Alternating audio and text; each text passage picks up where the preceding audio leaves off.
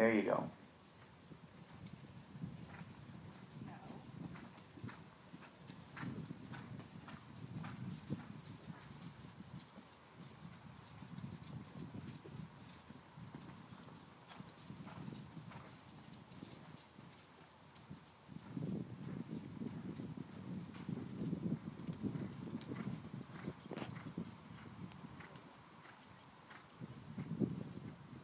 There you go.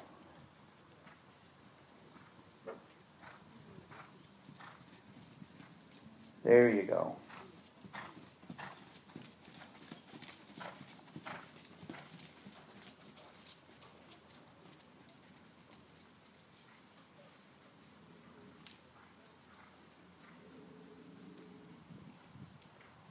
Okay.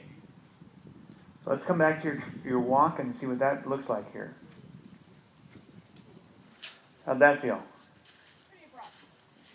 I'm talking about the way that he used himself. So that time there, he actually used his hindquarters for that transition. Okay. So the abruptness came from you. Okay. But I was talking about the quality of that. Where you're saying he kind of falls on his forehand. The abruptness comes from, like here, you started asking for the transition. He started giving the transition, but we held on to him just a little bit too long with your hands. Okay, that's where that came from. Well, you want to feel it though. But so once you start to feel the shift, okay, he may still be trotting. But once you feel the downshift, in other words, where the momentum changes, once you feel that momentum change, as soon as you feel that momentum change, right there is where you start to give that release. Now the release itself, okay?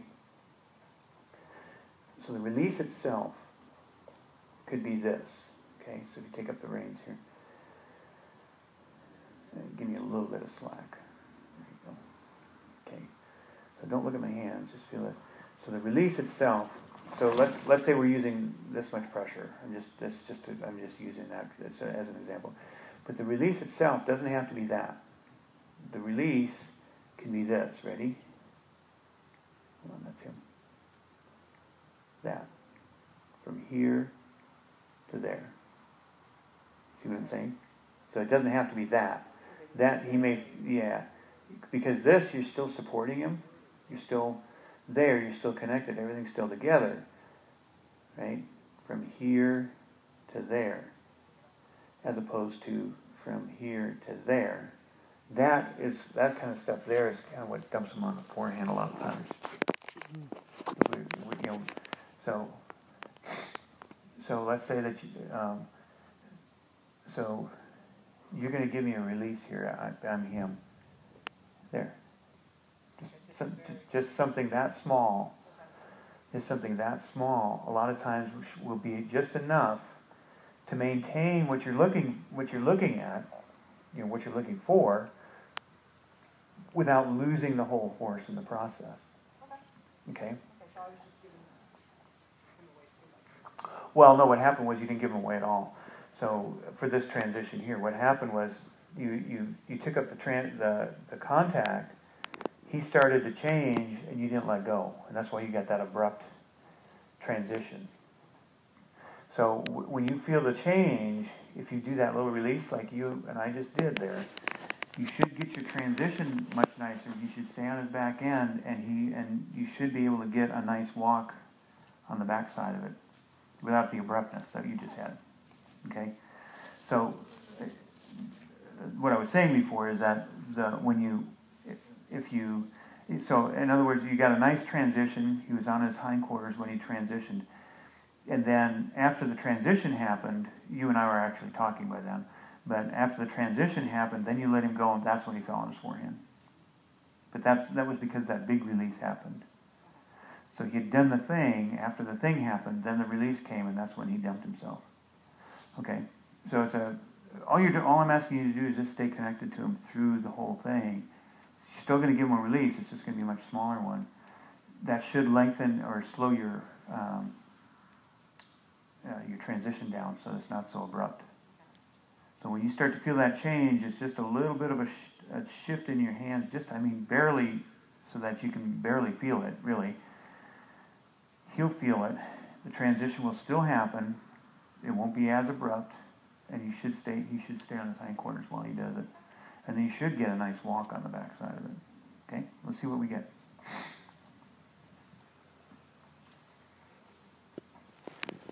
So it's just going to be a little bit more subtle, probably, than what we've been doing.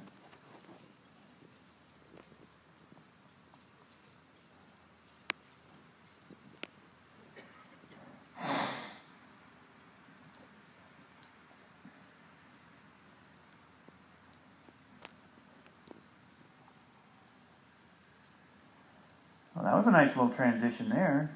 It was pretty thoughtful. There you go.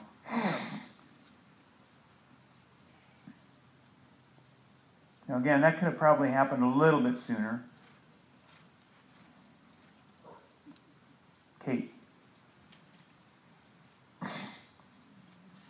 There you go.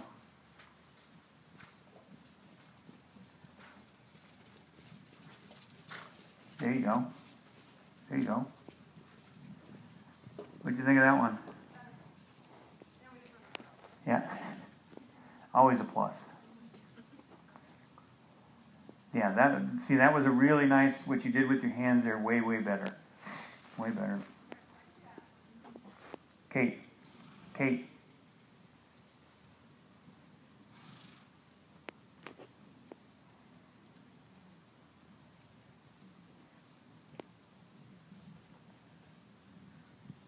That was better too. Look at that. That's much better.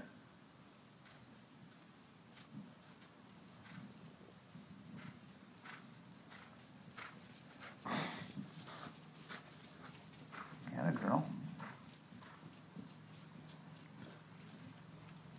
There you go. Right there. Nice. How'd you like that one?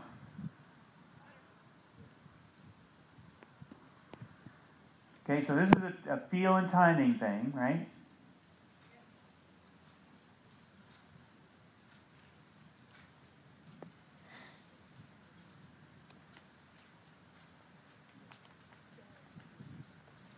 That's the best one yet.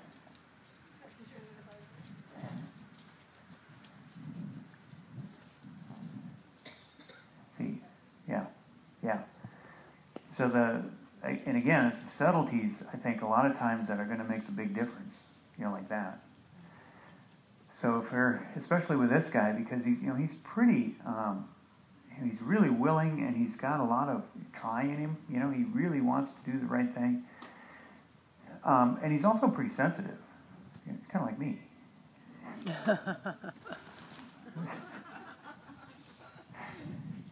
Why does everybody laugh when I say that? So the smaller these aids can get, the easier everything gets for him. It's not like we're yelling at him all the time. We just get smaller and smaller and smaller. Before long, maybe this stuff that he's doing in here just becomes, this is a trot. Here's my canter. Here you go. Yeah. But we just start to bring everything down to where it's manageable for both of you, and you're not yelling at one another. Not that you are, but I'm always of a mind that if as quiet as we get, we can always get quieter. Soft as we get, we can always get softer. There's got to be a way to do it. I really like what you did earlier with, instead of saying, no, I don't like this trot, just say, let's turn it into something else. Yeah. That doesn't piss him off. You gotta kind of temper. Yeah. He wants to do the right thing, and if he can't figure out what it is. Well, and not just him. There's a lot of horses out there that are that way, and rightfully so. That's okay. There's nothing wrong with that. Have him tell you when, this doesn't work for me. If this is how we're going to do this, I'm not in. So just by taking that and turning it into something that's manageable for both of you, it brings the energy level down without adding to it first. It allows him to just kind of work his way through it, and then he can feel better without having to feel worse before he feels better. He feels bad enough. So So yeah, and now the transition from canter to trot, you can do exactly the same thing with your hands. You know, now that may have to be a little bit more. It may have to be a little quicker. You may have to compress the time down a little bit. We'll see, or it may just work, just the way you're doing it. Okay. The nice thing about that is that you never lose contact with him. You know, you never lose your connection, so that you can still visit with him if you need to. You know, but it's not this kind of thing and then that kind of thing. It's here, there. You know. And then you may find that he can go from say canter to walk without really too much trouble. You know, canter to trot, trot to canter, canter to walk, walk to canter. You know, and have it all just be one thing instead of it being all these compartmentalized stuff. You know. Okay, wanna try it? See what we got.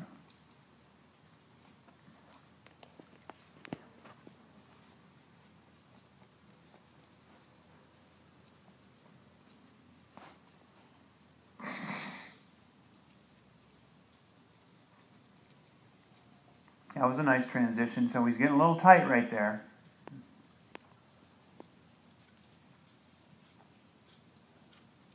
There you go. There he goes. That was better.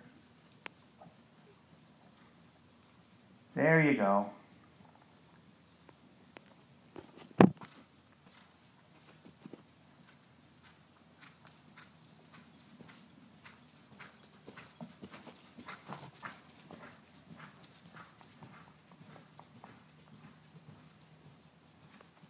Yeah, like that.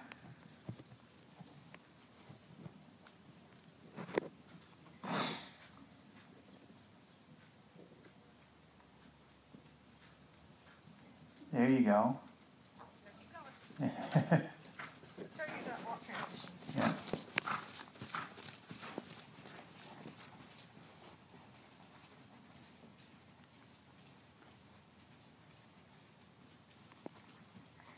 So if you can there, Amy, feel where his balance is now. So your walk, say trot to walk transition. Try to feel where his balance is. He's not trying to get on the forehand like over here where he kind of dumped a little bit on the forehand. He's not trying to do that. Okay, what happened was as you came in through here, he just kind of lost his balance a little bit, got on his forehand, and then right when he was there, you asked for his transition, and he just kind of ended up there. Try and feel where his balance is, front to back. Okay, so this was just a little. That was just a timing thing. You know, he had just lost his. He had just lost his balance, got on his forehand. Then right behind that, we asked for him for the transition, and that's why he kind of felt like he was on his forehand there a little bit. He did his transition on his left front there. So if you can, but that's just kind of where he ended up. Does that make sense? Just because of the thing that happened here. So if you can feel where his balance is before you ask, and then just as just sort of a little side note, just for the fun of it, if you think about slowing one of his hind feet down, it doesn't matter which one. If you just think about, you pick one of his hind feet, and then think about slowing that particular foot down, I'll bet any money he'll transition on his hindquarters every time.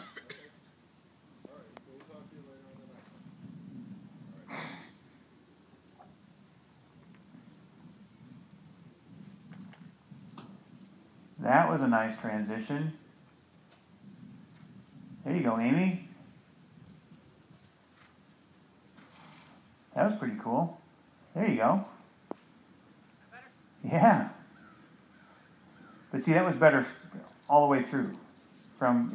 All the way from your transition there, the walk was better, going into the trot was better, the trot was better, and the transition down. The whole thing, that was really nice.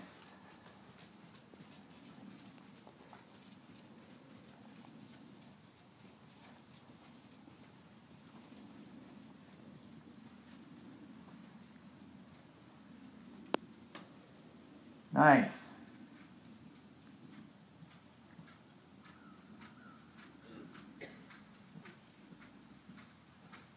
He does not usually counter bend like that. I don't know. He usually bends around quite a bit there.